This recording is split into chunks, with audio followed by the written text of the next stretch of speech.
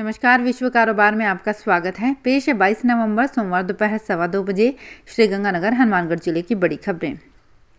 श्रीगंगानगर जिले के घमुड़वाली थाना क्षेत्र के गांव नरसिंहपुरा मांझूवास में एक गौशाला परिसर में स्थापित खुला बंदी शिविर में कल देर रात को किसी समय एक बंदी के परिवार का दम घुट गया, जिससे 2 वर्ष के बच्चे की मौत हो गई। दंपत्ति और एक बच्ची जिला अस्पताल में भर्ती कराए गए हैं। पुलिस सूत्रों के अनुसार आज सुबह खुला बंदी शिविर में जब बंदियों की गणना की गई तो दिनेश शाह बंदी उपस्थित नहीं हुआ। बंदी शिविर प्रभारी प्रहरी पवन कुमार ने उसकी क्वार्टर में जाकर देखा तो दरवाजा अंदर से बंद था। बार बार खटखटाने पर जवाब नहीं मिला तो उन्होंने अन्य बंदियों के साथ मिलकर दरवाजा तोड़ दिया। अंदर दिनेश शाह, उसकी पत्नी काजल, पुत्री सीमा और पुत्र शुभम बेहोश पड़े थे। श्रीगंगानगर में प्रशासन शहरों के संग अभियान के तहत सोमवार को जिला मुख्यालय पर नगर परिषद क्षेत्र के जे ब्लॉक पार्क में शिविर आयोजित किया गया। शिविर में वार्ड नंबर 61, 63 और 64 के नागरिकों के काम किए गए। पट्टा हस्तांतरण, नामांतरण, पेंशन, गृह कर आदि के प्रकरणों के निस्तारण के प्रयास शिविर में किए गए।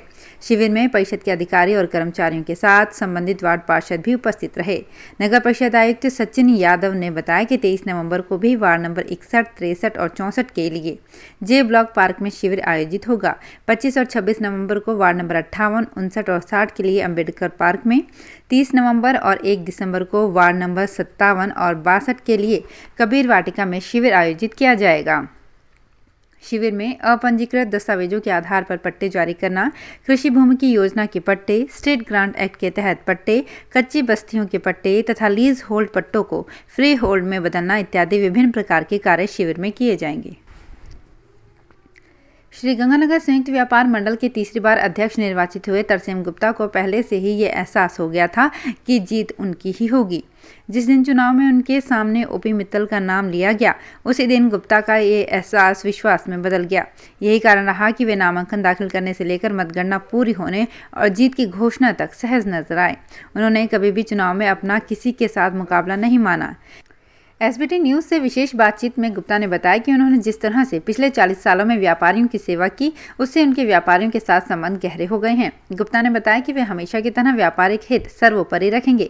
व्यापारियों और दुकानदारों के साथ कोरोना काल की विषम परिस्थितियों के बावजूद कंधे से कंधा मिलाकर काम किया था। इसका आशीर्वाद इस चुनाव परिणाम में भी देखने को मिला है। ये संस्था 60 साल पुरानी है। व्यापारिक और दुकानदारों के लिए समय समय पर जिला प्रशासन और जनप्रतिनिधियों के समक्ष मांगों को लेकर प्रयास जारी रहेंगे। इस संस्था का अब तक कोई भवन नहीं है। ये चुनावी मुद्दा उनके प्रतिद्वंदियों ने व्यापारियों को भ्रमित करने के लिए उठाया था। इस पर अब संस्था का भवन बनाने में कोई कसर नहीं छोड़ी जाएगी।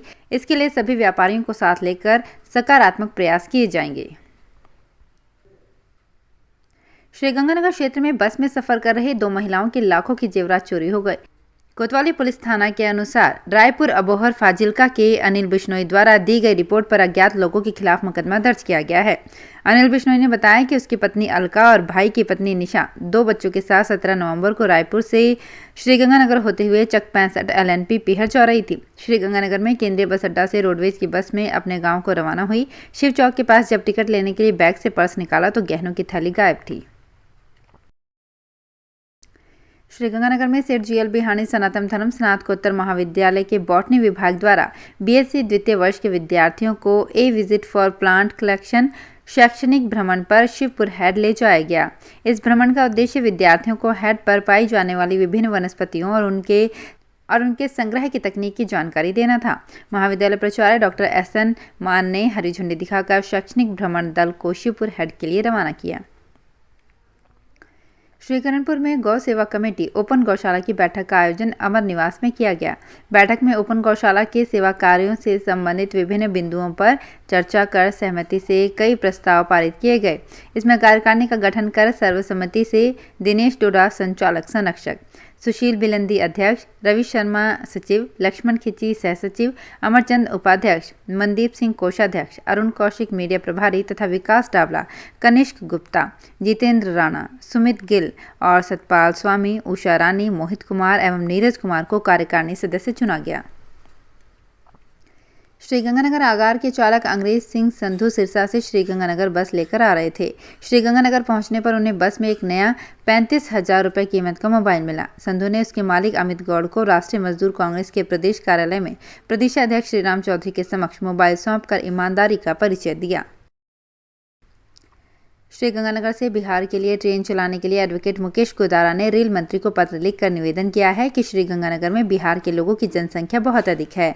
बिहार के लोग रोजगार प्राप्त करने के लिए श्रीगंगानगर आते हैं, जिनको आवागमन में बहुत परेशानी झेलनी पड़ती है। बिहार के बहुत से व्यवसायी भी श्रीगंगानगर से जुड़े हुए हैं। श्रीगंगानगर से बिहार के लिए ट्रेन चलाने से रेल परिवहन बढ़ेगा तथा रेल के राजस्व में वृद्धि होगी। रायसेन नगर में कोरोना संक्रमण के दूसरी लहर में ऑक्सीजन संकट के बाद राज्य सरकार की ओर से सीएचसी स्तर पर लगाए जा रहे ऑक्सीजन प्लांट का कार्य अब अंतिम दौर में चल रहा है। ऑक्सीजन प्लांट में लगाई गई मशीनों की टेस्टिंग कार्य शुरू हो चुका है। जल्द ही विधिवत रूप से मशीन भी चालू कर दी जाएगी। गौरतलब है कि ऑक्सीजन प्लांट शुरू होने के बाद मरीजों को सीधा बेड पर ऑक्सीजन मिलनी शुरू हो जाएगी। साथ ही ऑक्सीजन सिलेंडर भरने का भी यहाँ कार्य हो पाएगा। तो फिलहाल इस बुलेटिन में इतना ही। फिर हाजिर होंगे कुछ और बड़ी खबरों के साथ। श्रीगंगानगर हनुमानगढ़ जिले की ताज़ा खबरों से अपडेट रहने के लिए हमारे चैनल विश्व कारोबार को सब्सक्राइब करें और बेल आइकन पर क्लिक करें।